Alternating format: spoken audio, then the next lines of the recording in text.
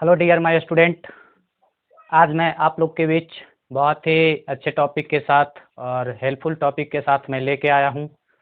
और बहुत दिनों से कुछ स्टूडेंट का कमेंट आ रहा था कि आप बर्गमूल पढ़ाइए, बर्गमूल के बारे में बताइए और स्टैंडर्ड 5 से 8 क्लास का भी वीडियो डालिए।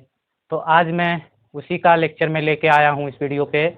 तो प्लीज़ जो भी अगर 5 से 8 क्लास का स्टूडेंट है तो वो वीडियो आप ज़रूर देखिएगा और पूरा देखिएगा। और बहुत ही हेल्पफुल आज टॉपिक मैं आप लोग से बताने वाला हूँ और डिस्कस करने वाला हूँ। जैसा कि क्योंकि एक कम्पिटिटिव एग्ज़ाम के तौर पे भी इसको हम देख सकते हैं, जान सकते हैं। तो उस चीज़ को भी याद करते हुए बताने का काम करूँगा। और हाँ, एक चीज़ और मैं बता दूँ कि जो ये टॉपिक मैं बता रहा हूँ, अगर कोई भी स्टूडेंट नवोदय का या नेत्राहाट का या इस तरह का कोई भी कम्पिटिटिव एग्ज़ाम के लिए मैथ आप पढ़ रहे हैं, तो प्लीज़ इस वीडियो को आप ज़रूर देखिएगा और इस रिलेटेड मैं वीडियो डालता रहूँगा, तो आप ज़रूर देखिएगा और ज़्यादा से ज़्यादा लोगों तक इस वीडियो को शेयर कीजिएगा, जिससे कि कोई भी स्टूडेंट अगर पढ़ना चाहते हैं तो इस माध्यम के थ्रू वो पढ़ सकते हैं, जान सकते हैं। तो आप लोग से बस मेरी यही रहती है आग्रह कि मेरे वीडियो को आप लोग लाइक कीजिए, शेयर कीजिए, कमेंट कीजिए। अगर आप नए हैं तो चैनल को सब्सक्राइब करके बेल आइकन को दबा के रखिए, जिससे कि कोई भी जो हम वीडियो डालते हैं आपको कहीं भी छूट ना जाए, आप उससे वंचित ना हो पाए। तो आप मेरे इस वीडियो को आप लास्ट तक देखिएगा। और आज जो टॉपिक है बहुत ही हेल्पफुल है और ये जो स्टैंडर्ड 5 से 8 क्लास के लिए इम्पोर्टेंट है, वो अच्छे से देखिएगा और अच्छे से जानिएगा। चलिए आज जो मेरी टॉपिक है, तब तक मेरे चैनल पर आप लोग बने रहिएगा। और हाँ, आप लोग खुद जानते होंगे कि मेरा चैनल का नाम है साइंस एंड मैथमेटिकल सोसाइटी। तो आप चैनल का नाम से ही आपको पता होगा कि ये क्या पढ़ाने वाले हैं, क्या पढ़ाएंगे। तो चलिए ज़्यादा मैं अपने चैनल के बारे में डिस्कस नहीं करूँगा और सीधा मैं जो कि पॉइंट है मैं पॉइंट पे लेके चलूँगा और पॉइंट के बारे में बताऊँगा कि आज जो टॉपिक है कहाँ पे हेल्पफुल रहेगा, किस तरह से हेल्पफुल रहेगा, उसके बारे में डिस्कस करूँगा और बताने का काम करूँगा। चलिए, तो यहाँ पे आपको दिख रहा होगा बोर्ड पे कि वर्ग और वर्गमूल, जो कि मैं एक ये जो चैप्टर में लेके आया हूँ, वर्ग और वर्गमूल, जिसको हम इंग्लिश में बोलते हैं स्क्वायर एंड स्क्वायर रूट। तो सबसे बड़ी बात है कि वर्ग और वर्गमूल की परिभाषा हमको जानना बहुत ही बेहद ज़रूरी है कि हम तो क्वेश्चन डायरेक्ट जब भी हमें कोई क्वेश्चन देता है तो हम बनाना शुरू कर देते हैं, लेकिन उसका अर्थ नहीं समझते हैं कि अर्थ क्या होती है, अर्थ किसको कर अर्थ जो ये बनाने के लिए क्वेश्चन दिया है उसका अर्थ क्या होगा, मीनिंग क्या होगा, वो हमें पता नहीं रहती है। तो सबसे बड़ी डिमेरिट यही है आजकल कि अगर कोई भी स्टूडेंट को सबसे पहले जो चैप्टर बना रहे हैं उस चैप्टर को बारीकी से पढ़ते नहीं हैं, समझते नहीं हैं, डायरेक्ट जो क्वेश्चन दिया है वो क्वेश्चन पे जाके उसको टच करना शुरू करते हैं, बनाना शुरू करते हैं। तो वो क्या होता है, कहीं ना कहीं स्टूडेंट एक दो क्वेश्चन शुरू में इजी लगता है, फिर जब वो प्रोसेस को नहीं जानता है और जो बारीकी से वो नहीं पढ़ता है पॉइंट बाय पॉइंट को, तो वो कहीं ना कहीं जाके वो फंस जाता है और बीच में फिर वो स्टूडेंट उब जाता है, फिर बोलता है मैथमेटिक्स हम ये अच्छा नहीं लगता है, हम इसे बनाएंगे नहीं। तो ये होता है। तो कोई भी अगर ऐसे स्टूडेंट है तो प्लीज़ उन लोगों से मैं आग्रह भी करूँगा कि मैथ को प्रैक्टिस करनी है, ना कि एक बार मैं बनाया नहीं बना तो छोड़ देना है, नहीं।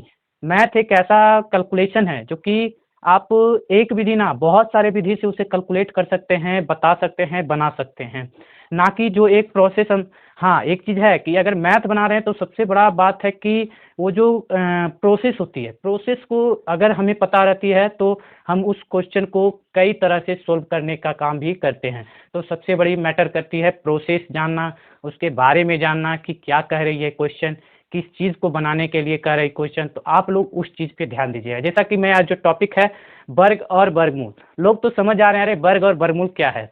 तो वर्ग और वर्गमूल अगर पूछ देंगे कि परिभाषा क्या होती है तो आप भी बता सकते हैं। अगर ऐसा है तो आप वर्ग और वर्गमूल की, हम तो यहाँ पे बता रहा हूँ, आप ज़रूर कमेंट में करके वर्ग और वर्गमूल की परिभाषा हमें बता सकते हैं कि आप क्या जानते हैं और मैं क्या बता रहा हूँ आप लोग को। तो प्लीज़ आप लोग ज़रूर कमेंट कीजिएगा कि वर्ग और वर्गमूल की परिभाषा क्या होती है। चलिए, तो यहाँ पर मैं वर्ग और वर्गमूल का एक मीनिंग में बताने जा रहा हूँ, एक परिभाषा जिसको हम डिफिनीशन बोलते हैं वो मैं बताने जा रहा हूँ। तो आप प्लीज़ एक बहुत ही अच्छे तरीके से समझने का काम कीजिएगा और आप वीडियो पर अंत तक बने रहिएगा। चलिए, तो यहाँ पर मैंने वर्ग और वर्गमूल की बात कर रहा हूँ। तो सबसे पहले वर्ग की परिभाषा हमें जाननी है कि वर्ग किसको कहते हैं। वर्ग क्या होती है। तो यहाँ पर लिखा है कि किसी संख्या को उसी संख्या से गुना करने पर प्राप्त संख्या को उस संख्या का वर्ग कहते हैं। कहने का मतलब क्या हुआ भाई, तो यहाँ पर हुआ कि किसी संख्या मान लिया जाए, हम यहाँ पे मान लिया कि किसी संख्या कह रहा है, तो मान लिया एक संख्या, मान लिया कि एक संख्या है, ठीक। कह रहा है किसी संख्या को उसी संख्या से गुना करने पर, मतलब जो मैंने माना क्या, एक माना, और कह रहा है जो माना उसी संख्या से क्या करनी है, गुना करनी है। तो एक माना और एक को गुना करनी है, तो एक को और एक से गुना करेंगे, तो कह रहा है गुना करने पर प्राप्त संख्या को उस संख्या का वर्ग कहते हैं। जो मेरा प्राप्त ये अंक होगा, जो संख्या होगा, वही इसका क्या कहलाएगा, ये वर्ग कहलाएगा, ठीक। तो आप ये समझ गए होंगे कि किसी भी वर्ग कहने का अर्थ है कि जो संख्या को उसी संख्या से गुना करना। जैसे मान लिया जाए हम तो एक लेके चलिए 3 लेके चल सकते हैं। 3 मैंने लिया, 3 का वही संख्या, 3 जो लिया उसी संख्या से हम क्या करेंगे, उसको गुना करेंगे, तो क्या हो जाएगा, 3 गुने 3 करेंगे तो क्या हो रहा है, वर्ग हो रहा है। 3 का स्क्वायर, मतलब उस पर क्या होगा, 3 को क्या किया है, 2 बार मैंने लिखने का काम किया। एक का क्या किया है मैंने, एक को 2 बार लिखने का काम किया, तो यहाँ पर ये का स्क्वायर बन गया, तो इसको हम क्या बोले, वर्ग बोले। तो इसी तरह से 1 का स्क्वायर होगा, 2 का स्क्वायर होगा। तो यहाँ पे लिखा हुआ भी है कि किसी संख्या को उसी संख्या से गुना करने पर प्राप्त संख्या को उस संख्या का वर्ग कहते हैं या स्क्वायर कहते हैं। चलिए, यहाँ तक तो कोई दिक्कत नहीं आई होगी समझने में। अब फिर मैं यहाँ पे बात करता हूँ कि अतः किसी संख्या का वर्ग उस संख्या का द्वितीय घात करने का मतलब पावर। घात का मतलब क्या होता है, पावर, इसको बोल सकते हैं पावर। जो पावर रहता है, जो यहाँ पर 2 लिख रहे हैं, ऊपर में जो मैं यहाँ पे लिखा हूँ, दो पावर लिखा हूँ।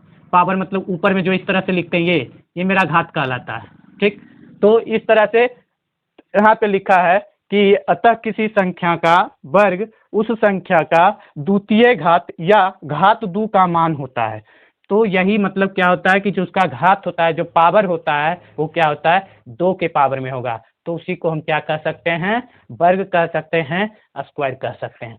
तो आई होप आप लोग अच्छे तरीके से वर्ग की परिभाषा समझ गए होंगे। अगर वर्ग की परिभाषा समझ गए होंगे तो आप इसे क्वेश्चन को इजी तरह से सोल्व कर देंगे।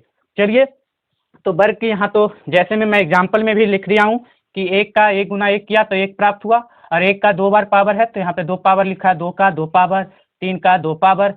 तो इस तरह से जिसपे 2 का घात हो, 2 पावर हो, तो वो क्या कहलाता है, वर्ग कहलाता है। चलिए, अब बात आती है, यहाँ पर मैंने वर्ग और वर्गमूल। एक तो वर्ग आपको समझ में आ गया कि जो संख्या मैंने माना उसी संख्या से उसको गुना किया, जो प्राप्त संख्या आया या प्राप्त अंक आया उसी को हम क्या कहें, स्क्वायर कहें, या बोल सकते हैं जिस पे पावर 2 हो, घात 2 हो, उसको भी हम कहेंगे वर्ग कहेंगे। चलिए, अब बात आती है कि वर्गमूल। वर्गमूल किसको कहते हैं, वर्ग की परिभाषा क्या होती है। वर्ग की परिभाषा तो मैंने जान गया, अब वर्गमूल की परिभाषा क्या होती है तो उसके बारे में जानना है। जैसे कि यहाँ पर लिखा हुआ है, किसी संख्या का वर्गमूल वह संख्या है जिसे अपने से गुना करने पर दी गई संख्या प्राप्त हो। जैसा कि यहाँ पर मैंने क्या बताया वर्ग वाले में कि जो संख्या मैंने माना उसी संख्या से गुना किया, जो प्राप्त संख्या आया। अब यहाँ पे जस्ट उल्टा उसका, चलिए जस्ट वर्ग का उल्टा, जो संख्या प्राप्त हुआ मेरा, मान लिया जाए 1 का स्क्वायर किए थे तो 1 प्राप्त हुआ, तो वही चीज यहाँ पर लिखा है कि किसी संख्या का वर्गमूल वह संख्या है जिसे अपने से गुना करने पर, जैसे यहाँ पर 1 मैंने माना, 1 को गुना किया तो आया था 1 का स्क्वायर, तो गुना करने पर दी संख्या प्राप्त हो, जो मैं पहले से दिया रहेगा, या हो सके 9 दिया रहे, हो सके 1 दिया रहे, हो सके 4 दिया रहे, हो सके 16 दिया रहे।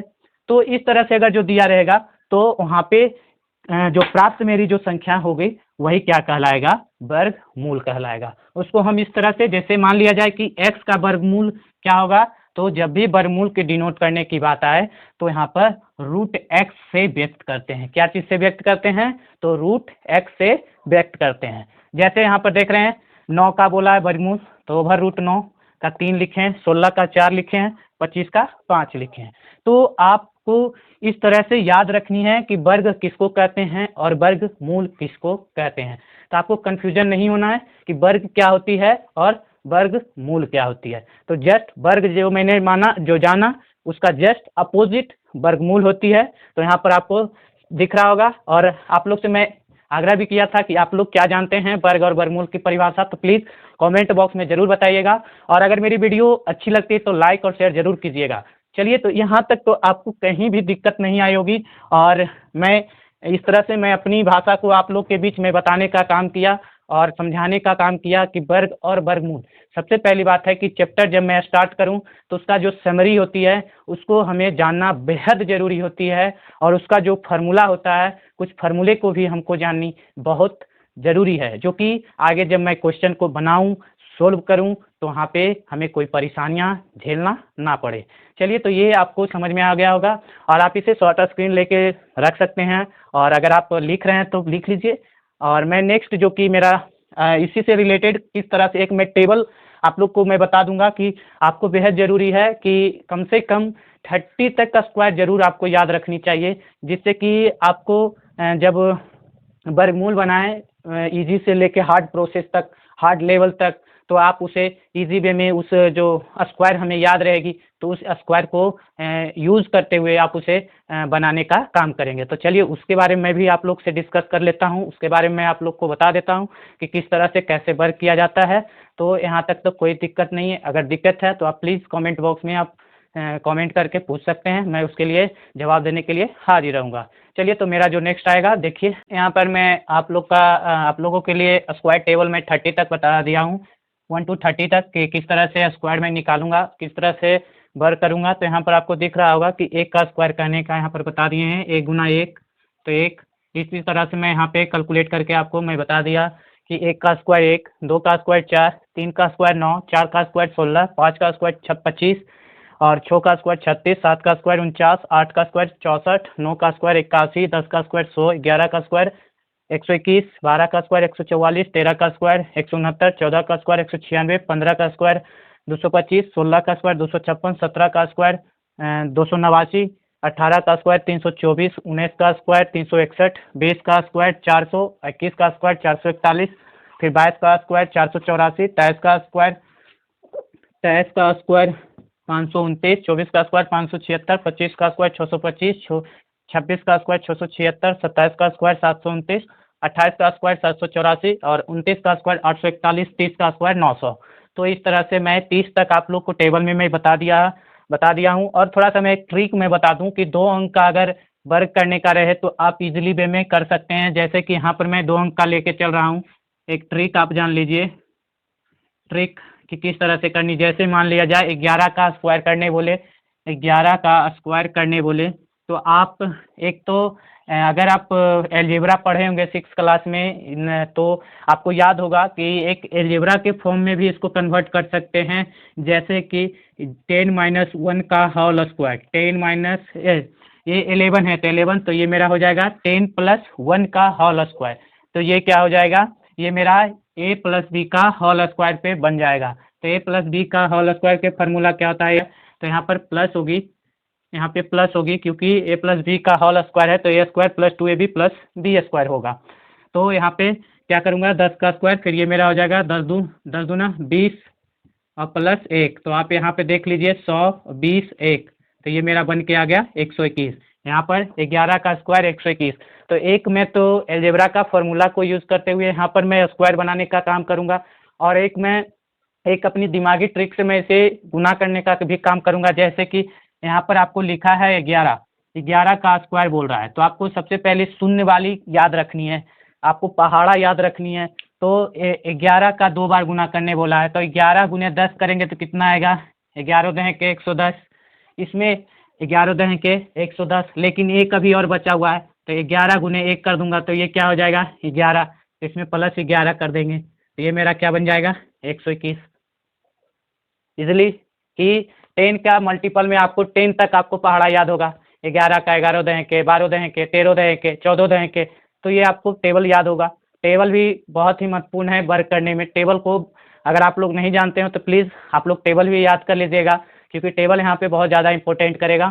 तो देख लीजिए, उसी तरह से मैं यहाँ पे 12 का भी दे रहा हूँ, तो 12 का क्या होगा, 12 गुने 10 कर दूंगा, तो ये हो जाएगा 12 दहें के 20 से, लेकिन अभी 2 और बचा हुआ है, तो 12 गुने 2 कर दूंगा तो क्या हो जाएगा 12 दूना 24, 120 में 24 जोड़ देता हूँ, तो ये 4 4, देखिए 12 का स्क्वायर 144, उसी तरह से फिर यहाँ पे 13 का स्क्वायर है तो 13 गुने 10 130, फिर 13 गुने 2 26 जोड़ देता हूँ तो ये मेरा क्या बन जाएगा 6 5 13 3 सॉरी 3 बचा है ना तो 13 39 तो ये मेरा हो गया 9 6 1 169 13 का स्क्वायर 169। तो आप लोग भी इसे प्रैक्टिस कर सकते हैं, इस तरह से बना सकते हैं 2 अंक का। फिर मैं 3 अंक का भी मैं ट्रिक बताऊंगा स्क्वायर करने के लिए, फिर 4 अंक का भी मैं बताऊंगा। अगर आप लोग मेरे वीडियो पर आप बने रहिएगा तो ज़रूर आप लोग को बहुत अच्छे अच्छे टॉपिक आप लोग के बीच में लाऊंगा और बताने का काम करूंगा। और हाँ, ये जो बहुत ही वीवीआई और बहुत ही अच्छे टॉपिक है कि वर्गमूल और घनमूल ये सब जानना चाहिए। बेसिक जो कि एक बेस जो तैयार करने वाला मैथमेटिक्स का है, वो एक पहला तो टेबल याद होनी चाहिए 1 to 30 तक टेबल होनी चाहिए याद, जिसको हम मल्टीपल बोलते हैं, वो याद होनी चाहिए। और फिर यो अगर याद है तो आप मैथमेटिक्स का बेस मजबूत कर सकते हैं। तो यहाँ तक तो कोई दिक्कत नहीं होगी आपको समझने में। मैं ट्रिक भी थोड़ा सा मैं बता दिया, एक फार्मूला के सहारे में बता दिया, एक अपनी मर्जी से जो कि मल्टीपल करके इजी वे में बना सकते हैं। तो मैं 2 अंक का इस तरह से स्क्वायर निकालने का काम किया। तो दो अंक का स्क्वायर करने का हम 100 से 99 जो होता है 99 तक हम स्क्वायर निकाल सकते हैं इस तरह से। तो आप बचे हुए जो हैं आप प्रैक्टिस करके खुद घर पे आप 99 तक स्क्वायर करके याद कर लीजिए, समझ लीजिए, बनाने का भी काम कीजिए।